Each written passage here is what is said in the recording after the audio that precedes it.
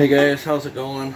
I haven't really gotten very far on the stroker build. I ended up Friday afternoon. I took off out of here. I had to have my brother sit with my dad, and I had to go down to Florida and pick up my daughter. So I drove. She was down in Miami. She was able to get a ride to Orlando, so I drove all the way down to from up here to Michigan, drove all the way down to Orlando on Friday. We got down there Saturday, loaded up, then turned around and drove all the way back.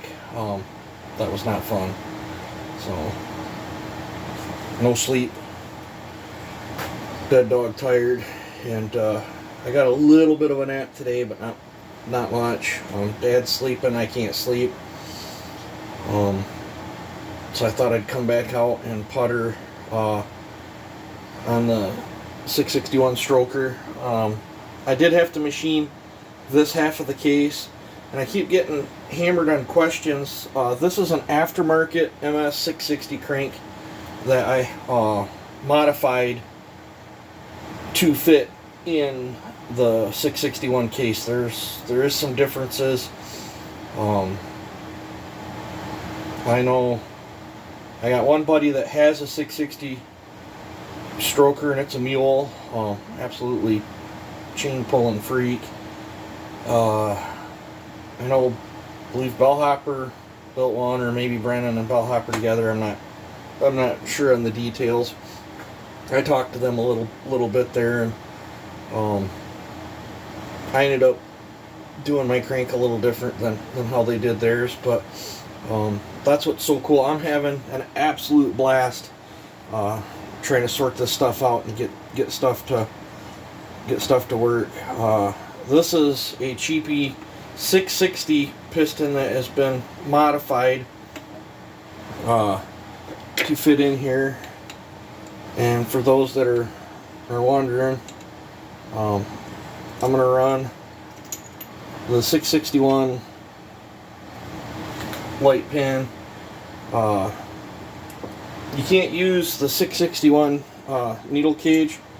Well, on this piston, it fits. Put on a stock piston, or probably because that's just an old cheapo piston. But you'll run into this right here. You either got to mill these out. My simple solution was I measured the rod, the outside fat part of the rod. It will work. I just used a 660 needle cage, so this will work. This is probably going to be the piston I end up settling on using.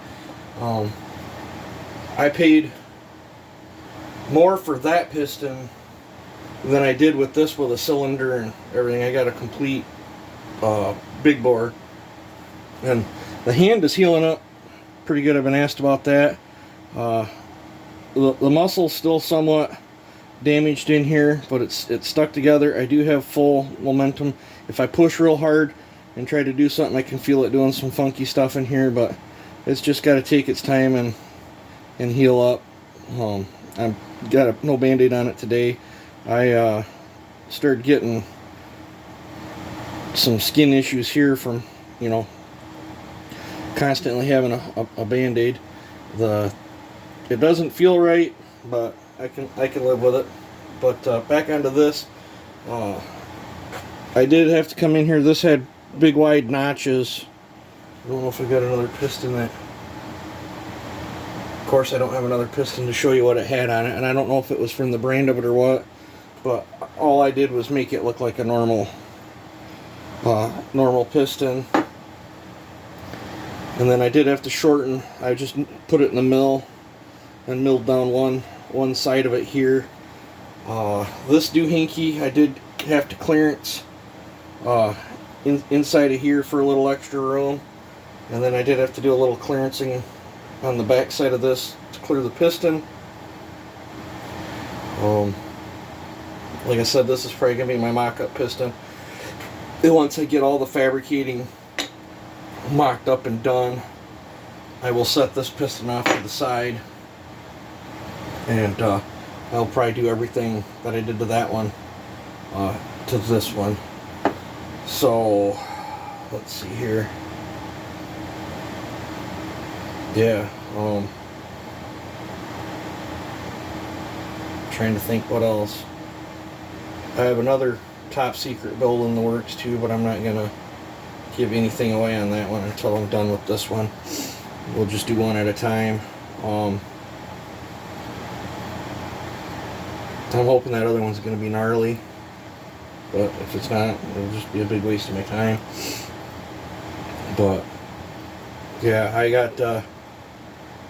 have this OEM cylinder. I have another one soaking in the wash thing, but that one's got a lot of transfer. I don't know if I'll be able to save that one. It was a salvage cylinder to begin with, and then the guy recooked it.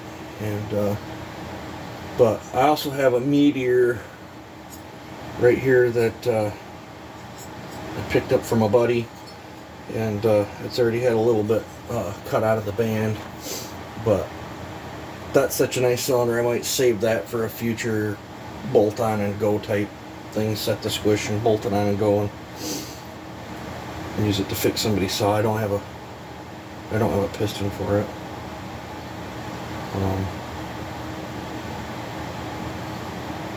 Well, I have a highway piston, I guess. Bought a Highway 661 piston, and I guess I can show you that. Highway versus highway. Everybody wants to know.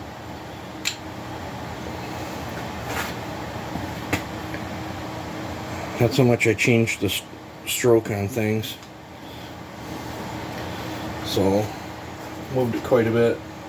Took it from 37mm stroke to 40mm stroke. This thing will be darn near 100 cc's when I'm done. I got a ton of work ahead of me yet to get the numbers where I want them, and the chamber work that I want to do and the piston work that I want to do. But I thought I'd give you an update. I'm going to keep puttering on this. Actually, the next thing is I'm going to make you guys a video on using Joe's chamber cutter and cutting the cylinder. That's going to be in the next video in between here. So I think I'm going to do